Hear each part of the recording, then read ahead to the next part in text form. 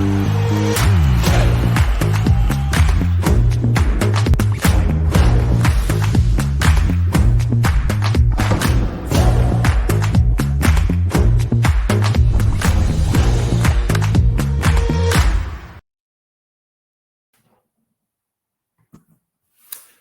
everyone to this Top Employers Institute webinar. My name is David Blink and I'm the CEO of the Top Employers Institute. If your company is certified as a top employer, you're likely already familiar with our best practices collection, a library of more than 200 best practices from top employers around the world. This webinar series brings those practices to life. And today we're excited to feature an outstanding best practice from AXA Spain. Joining me today is Javier Simon Tivera, Employer Branding, Talent and International Mobility Manager at AXA. He'll share how AXA Spain identifies and supports high-potential employees on their journey to management roles. Before I hand over, I want to remind the audience that we're providing AI-generated audio and caption translations to French, German, Italian, Mandarin, Polish, Portuguese, and Spanish. Not in my mother tongue, Dutch. We'll have to make do in English. By clicking on the link that just popped on your screen, you'll be taken to a separate tab where you can select the caption or audio translation in your preferred language. And also feel free to add your questions in the chat. Javier will share this best practice with us over the next 20 minutes, and thereafter we'll have an opportunity to ask him questions about this best practice and beyond. So use the Q&A tab, and then you can add your questions there and we'll try and answer as many as possible. So, over to you, Javier. Welcome. Thank you very much, David, and thank you very much for Top Employers to giving us this opportunity to talk about Drive, our transformational program. Where to start? I will shortly introduce myself. I'm responsible for talent attraction, talent management, and international mobility in AXA in Spain. I was first manager for talent attraction and international mobility, and 3 years ago, I was asked if I wanted to take care of also of talent management and development. I had contact with these topics in the past. I was not the top expert, the top specialist, but I said, why not? Talent is my topic, so I want to join. I asked my boss, what is hot? What is the challenge? What do you need from me in this new period? And the organization was going through deep restructuring, in which the COMEX members had difficulties in nominating their directors.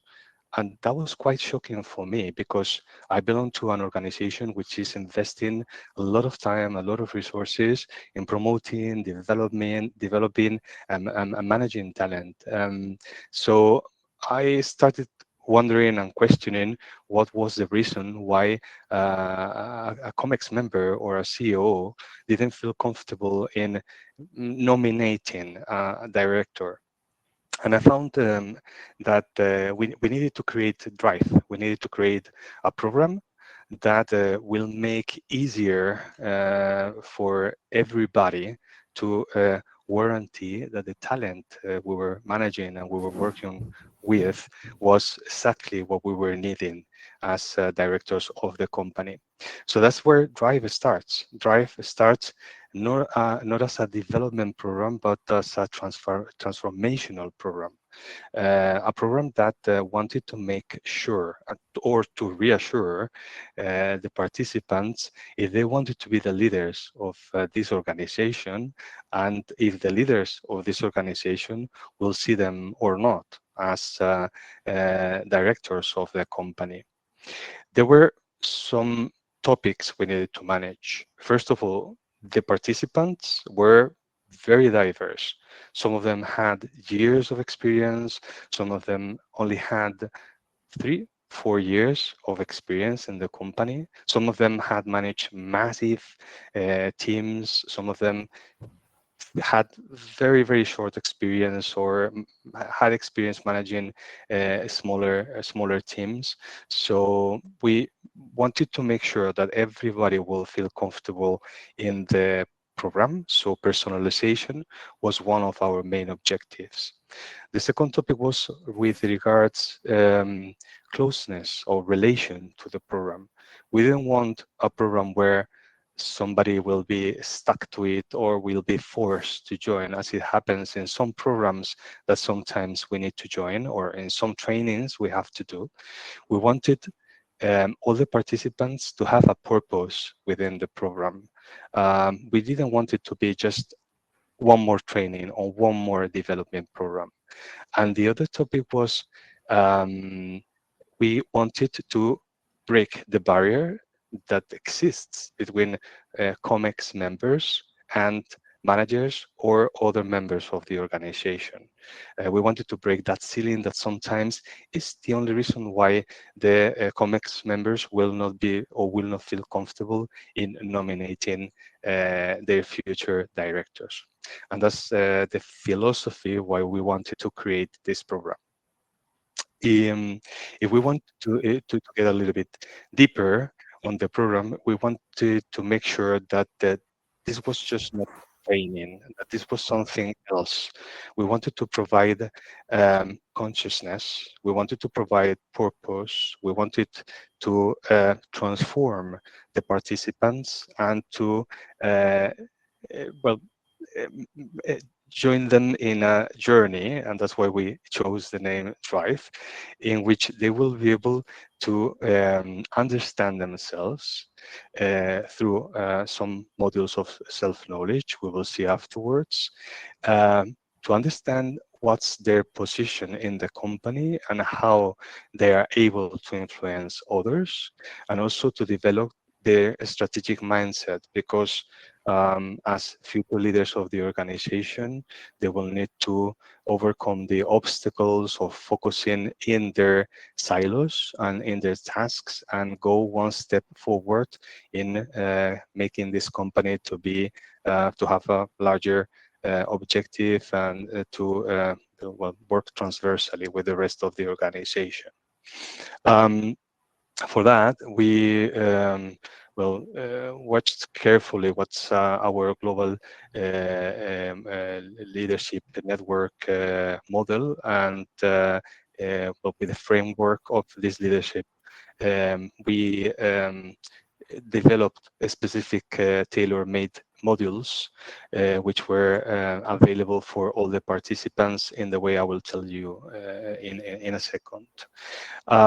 We also wanted to create permanent skills. We wanted to transform, and we didn't want a program in which you go to a training module and it works fine. It's shocking for you. You discover many things, but then 3 days later, the routine leaves you out of those learnings or findings, and you go back to your previous self. We wanted to transform and to be and to have this change durable in time. I'll guide you through the program with its different components, but it is important to say that since the beginning of this program, we have had 39 participants, 11 of which have been promoted to senior managers, and 64% are women. And I'm sure that this is a topic you will be familiar with. We struggle sometimes to have gender parity within our senior leadership. So Drive is contributing highly to this objective. Another 7 participants have been promoted or have expanded their scope of responsibility. So in global terms, the total promotion rate for this program has been 44%. So how did we did? What is Drive about? So basically, it's about liaising with very good partners. Here, we've partnered with some advisors we've working with for more than 10 years. They are experts in leadership, and we co-created, my team and I and them, this program, which had different components. The first one was measure. We wanted this program to have straightforward KPIs. So basically, we conducted a 360 assessment at the beginning of the program. We used the leadership circle, which is one, in my opinion, one of the tools which works not only as an assessment tool, but also as a tool that helps you to develop. And so through that assessment, we determine what were the strengths, but also the areas of development for each of the participants. With this initial assessment, we were able to quantify, but also to personalize, because identifying what were the areas in which they should focus towards their development, we made some of the modules that we will talk about in a minute more compulsory and others voluntarily. So basically, the travel of one participant could be different to the travel of other participant, depending on the strengths and the areas of improvement that have been identified in the initial development center. With regards to the assessment, it was important for us to end the program 1 year later with another 360, with another the leadership circle assessment, in which we will measure what has been the progress over this year of transformational journey. Um, this assessment had two purposes. First, to reassure the participant about their evolution, but also, and also important, to certify them, to make sure that we are taking KPIs of development, and somehow that the DRIVE program was also considered as a quality stamp. And we have achieved that in terms of popularity of the program within the comics. So it's quite satisfying when I hear the comics members or other directors talking about if this person is drive or not drive. So basically this objective was achieved.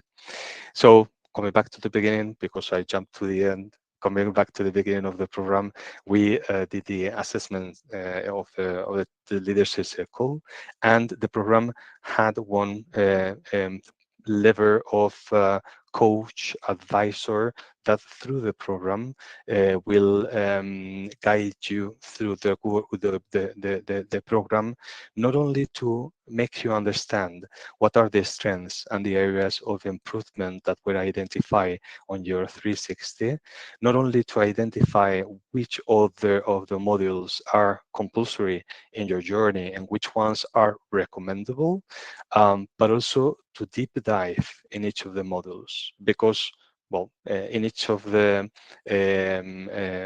sessions that we had with Drive, we had between 18 and 20 participants.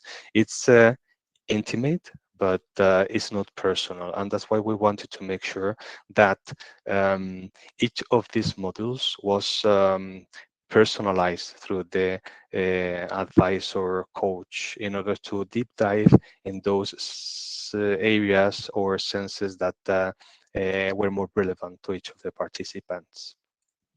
So basically, through the year, the participants will go through 3 different modules of contents, as I explained at the beginning.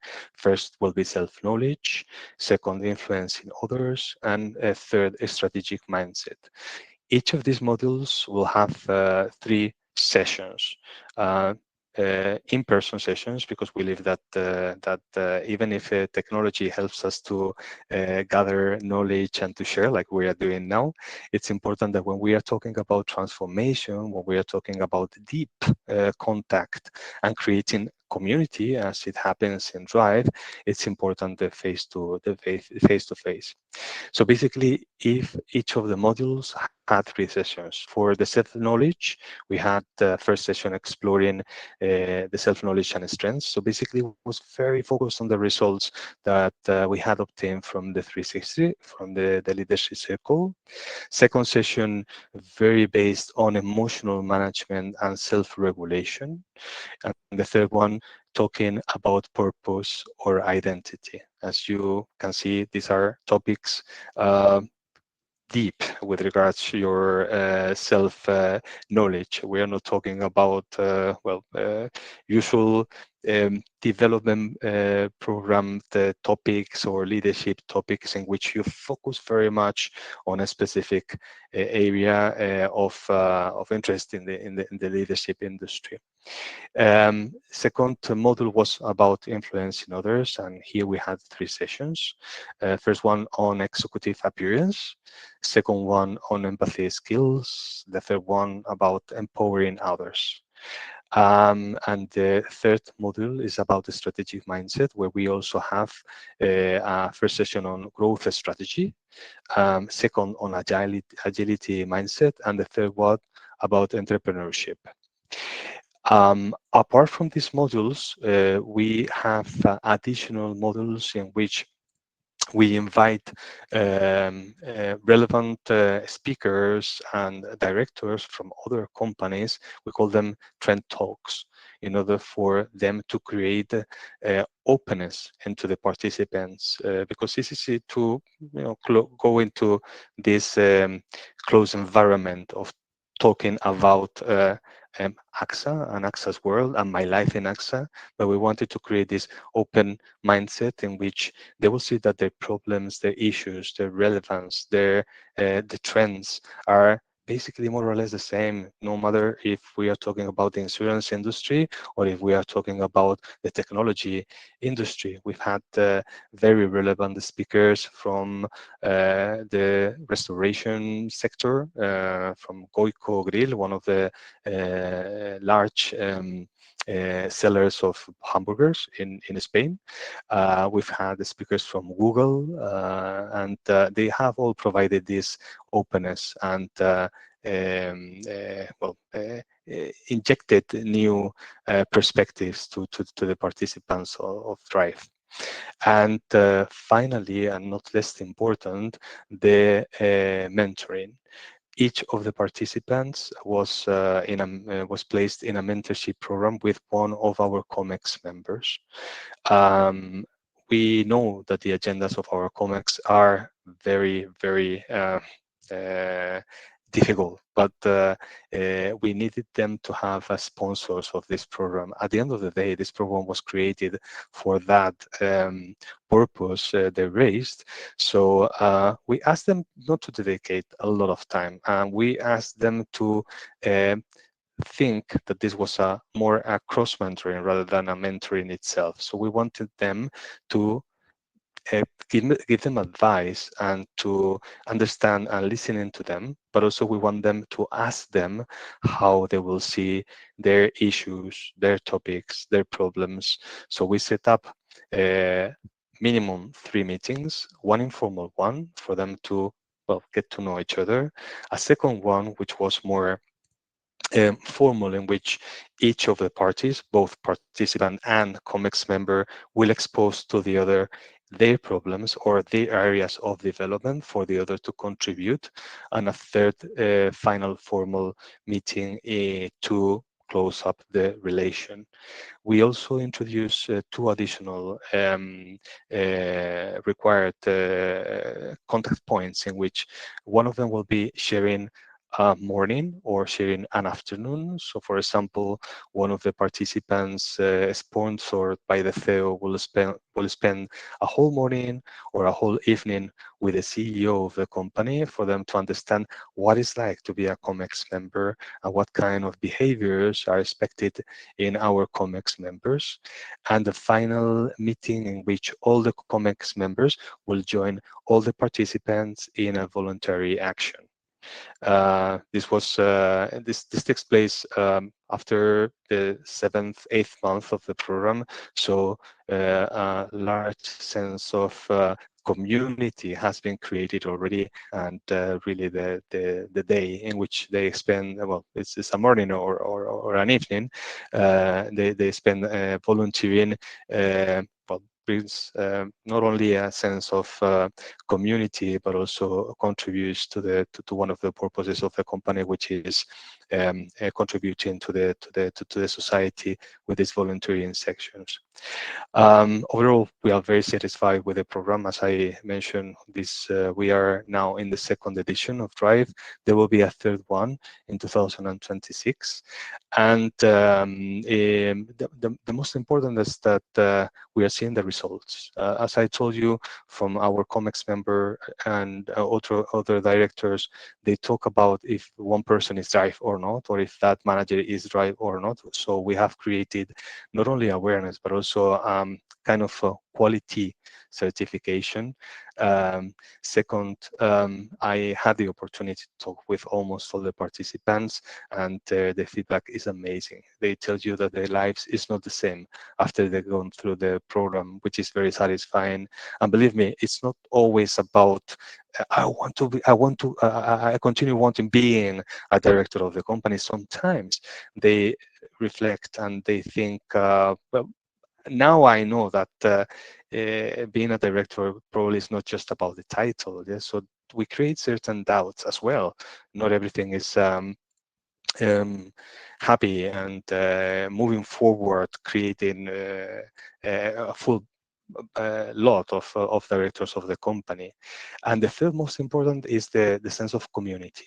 It's important how you identify after the second session, how they contact each other. There are people from different areas, how they participate, how they are more willing to get to know the other areas, how they have this informal out of the program contact, and that is very enriching for them. And I think that's all from my side, David. We wanted to give the space for everybody to have questions. So, Absolutely. Thank you so much for this explanation. I think it's very clear. And I think what strikes me is that in the best practice, it was positioned as radical. And I think the combination of so many factors makes it indeed very innovative. So the fact that it's so tailored towards the individual, that it goes beyond skills, and that the beliefs and values of people and the fears are being included as well. The mentorship, the certification, the branding also that you mentioned, that people are known as, whether in Drive or not.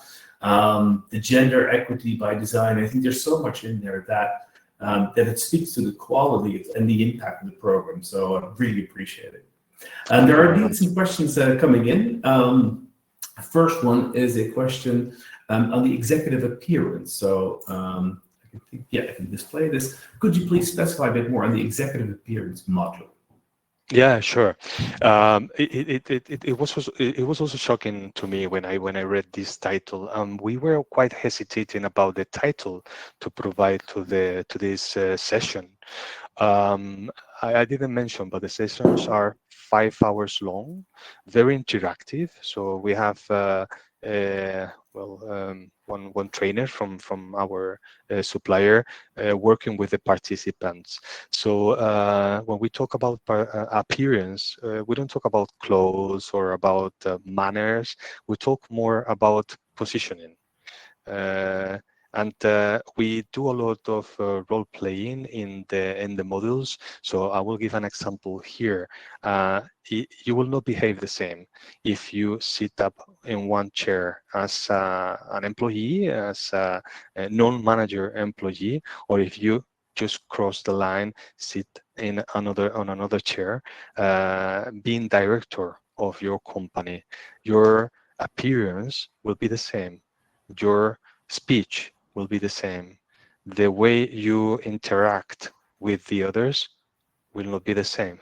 And of course, there's some more physical topics, like the way we communicate and how, and but it's not about the look. It's more about the behavior itself and how you feel.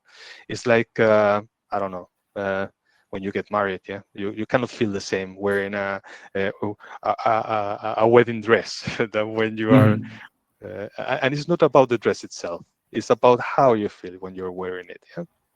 Yeah, it's it's in this day and age of AI, it's an important one. And I also get maybe the origin of the question, that if you if you type into whatever AI tool, show me what an executive looks like, there's still a lot of bias in there. So I think that's captured in there. But it's indeed more about the poise and the presence and how do you come across. So yeah, thank you for that.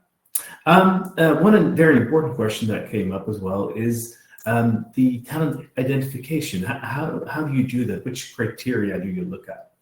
Yeah, that's a very good question. It appeared on the presentation, but I didn't mention. So basically, we use only one requirement, and this person needs to be identified either as a talent of the company, so be part of our talent pool. We have a program which is called AXA Challengers, in which we have participants from all the areas. These are talent identified or high potential identified based in 4 different types of talent. And the second criteria was to be in one of the organizational talent reviews as a potential successor, no matter if they will be identified as ready now or in the future, but the participants should be in those succession plans. Okay. And another question is kind of on the back end of this is a question that came up. How do you handle the feedback of participants who are not involved in promotions or job rotations? This is a question that came up a number of times I saw. And because you mentioned about half of the participants have been promoted so far, there's also maybe a disappointed second half. So how do you approach that? Yeah, well, with regards to feedback, I think this is very important. We are a company that are very oriented in obtaining feedback, and so we ask for feedback after each of the sessions of the program, and also when finalizing the program. This is also quite a tailor-made program. So as part of the personalization, my team and myself talk to the participants through the program, especially at the end of the program, in order to understand how they are modifying their personal development plan in order to modulate their expectations. As I told you, not everybody that has gone through the program has as a first priority now to become a director of this company, and that's the important topic. We are providing the tools to to gain self-consciousness, to gain more reality about the pros and cons of being in a directive position, and to understand that if the opportunity arises, to be ready to take the decision if you want to become or not become director of the company. And now, going straight to your question with regards to the feedback. At the beginning of the program, we are very open and transparent with regards the program itself. We tell them this is not a contract for you to become director of the company. This is not a program you're going to join and you will be a tight policy in which you will not be able to leave the company. You know, this is freedom. This is freedom for you, but also this is freedom for the company. So we are not targeting you, or we are not forcing you to become director of the company just by joining the program. This is not one of the requisites. I understand that there could be some individual ambition that has not been fulfilled yet, but really we started this program in 2023, and since then we have achieved a quite successful rate with regards to the participants. Yeah, and I think also the concept of the growth mindset comes in play, because people that are not promoted can also be very much positioned as not yet promoted. There's always a future there. So but again, feedback and direct contact with the participants is very important in order to modulate their expectations. Yeah. Especially important in this day and age where the view on DEI on an international level is changing, or at least from North America, we see a very strong push against affirmative action. And you pride yourself quite clearly on the proportion of women leaders ascending through the program. The question that came up from one of our members of the audience was, what was the key to succeeding in having 64% female leaders being promoted? Yeah, I don't have the answer. I have some speculation, so I'll share it with you. First of all, we warranted that at least 50% of the participants will be women. So we made sure to all the directors and COMEX members that we will not launch this program unless we achieved parity of the participants. And I think that's important. If you don't have parity at the beginning, you will not reach parity at the end. That's first. And second, I think it was just a matter of visibility and well, leadership appearance. Yeah. Probably. Mhm. Um, and this is my opinion. One of the reasons, well, my opinion, and I think there are many studies about this.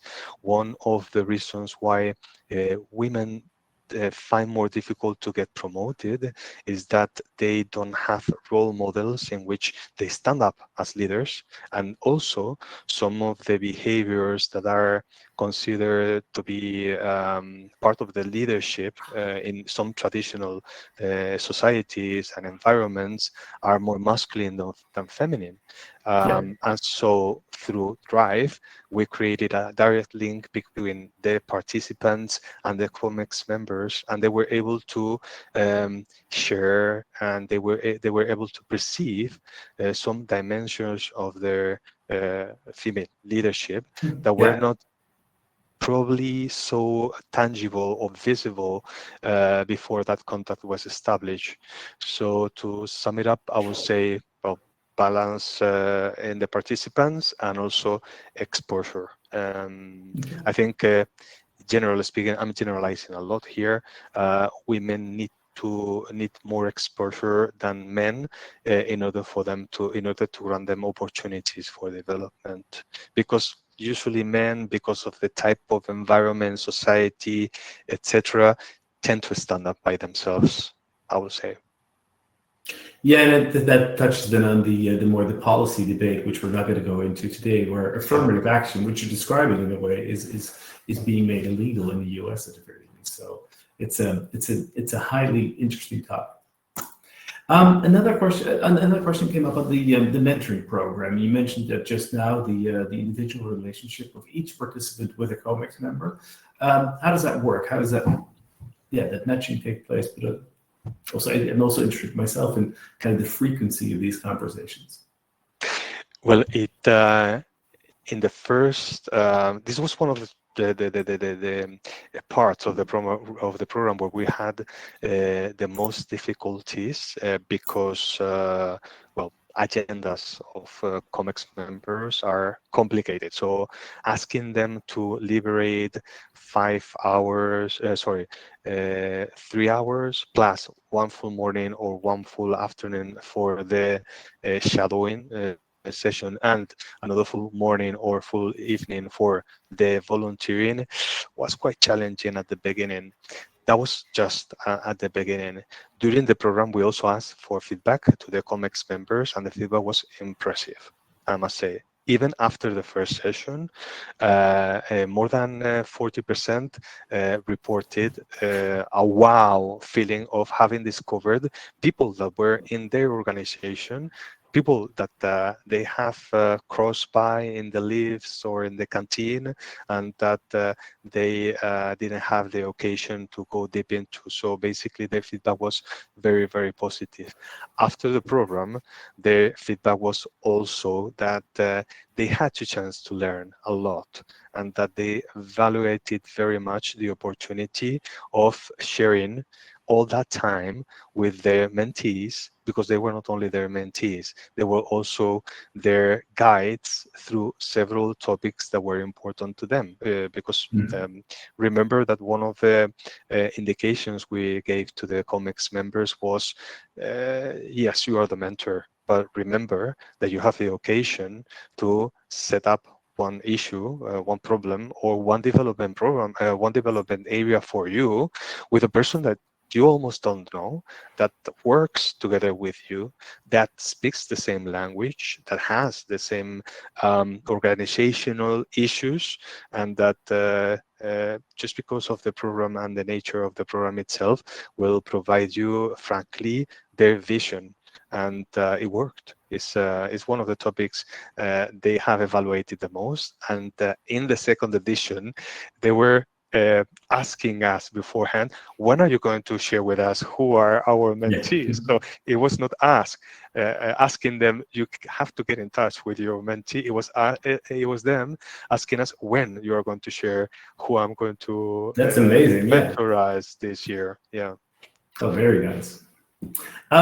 When introducing a program like this, you can also sometimes see some backlash. So, particularly the high potential, the hypo programs can also sometimes lead to a bit of backlash in terms of, yeah, people being disappointed that they're not selected. So that's also a question that came up. Are all employees aware of the program? Is it communicated? And what happens to, yeah, what is the positioning and the identity, branding, if you will, of the program? Yeah. Yeah, this is one of the topics I think all we are working in talent management and development have. So we are all talent. We are all high potential at one extent or the other. So I think it was 6 years ago, yeah, before COVID, we decided to break the barriers, not to keep our high potential program closed anymore or in the closet, and we decided to open it up. So, well, we just spoke about it normally. Of course, we don't publish it in the internet. Of course, we don't talk about it in the at lunchtime, but we don't hide about it. And when an employee or when the trade unions ask us, what is this about? We tell them, well, this is a development tool. And if somebody asks us, how can I join this program, then we tell them, talk to your HRBP. And of course, there are some advantages, but also there are some commitments because being part of the program implies that you will have to dedicate time to projects, you will have to dedicate time to your training, etc., etc. So we try to be as open as possible. With Drive is the same. Of course, we try to manage it in a small circle, at a small circle level. We don't publish it in the intranet, but I mean, we have spoken about this program with the trade unions, and if somebody comes up saying, I have heard about Drive, we explain to them what is it about, and we ask them to identify and to talk to their HR VPs or to the talent team if what's in there for them. Okay. You mentioned there's high satisfaction from the participants, but there's also a question on maybe some assumptions or fear that the participants had going into the program. Was that the case? And if so, how did that develop over time when they were in the program?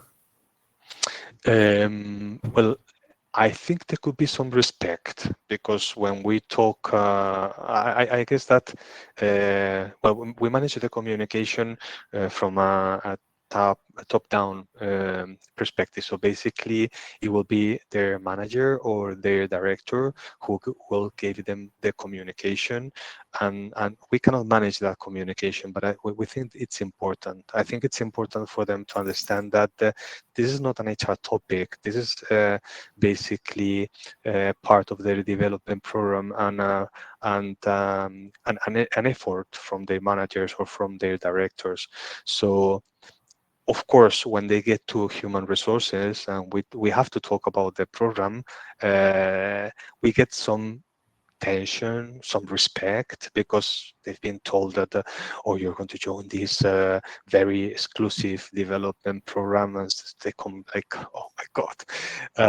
And no, then we sit down, we talk to them, we let them know what's it about, what's in it for them, about no commitments, no clauses, no additional clauses in the contract.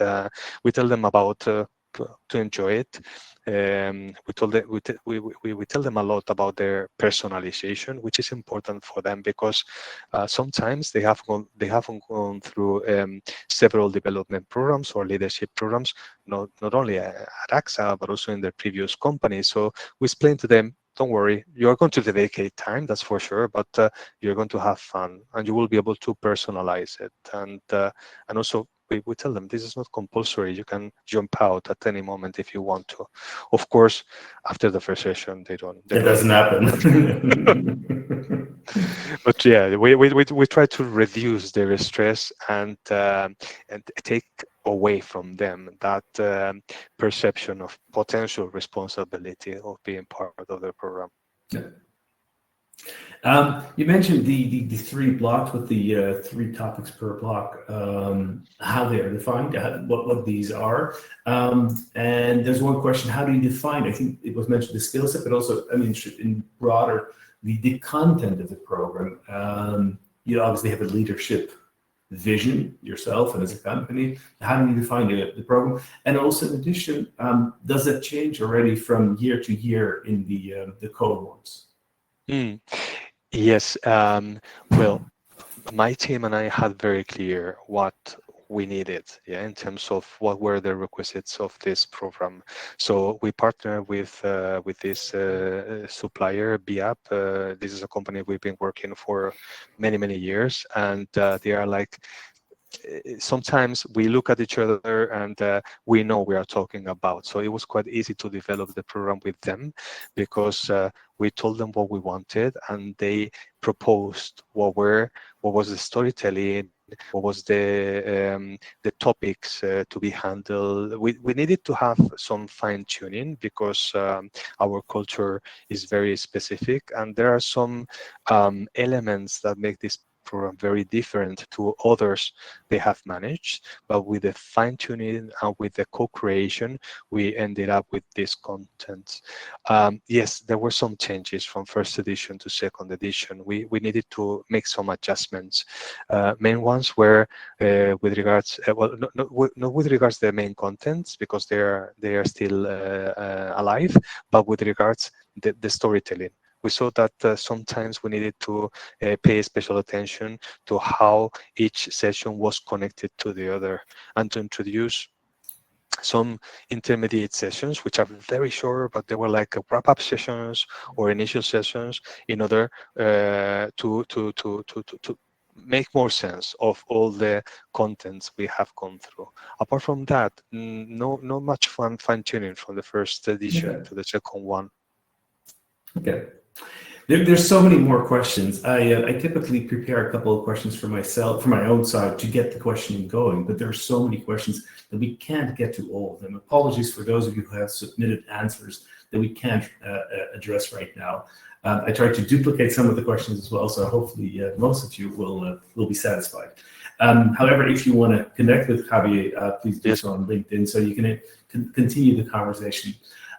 We will be wrapping up now. I want to thank you so much, Javier, for explaining this best practice to us, because I think based on the interest, the number of people that are attending this session and the engagement, you can definitely tell that this is a topic that has the interest of our audience. So thank you so much for being here. I really appreciate it.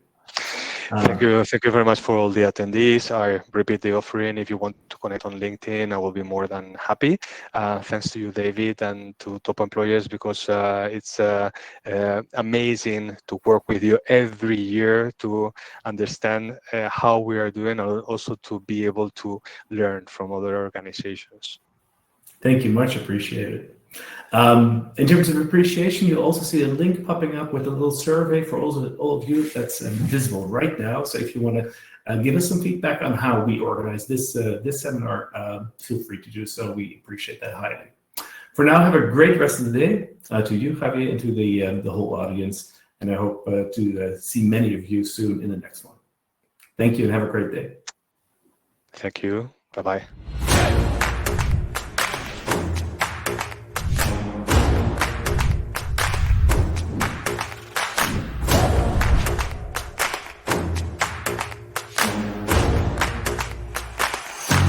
Mm-hmm.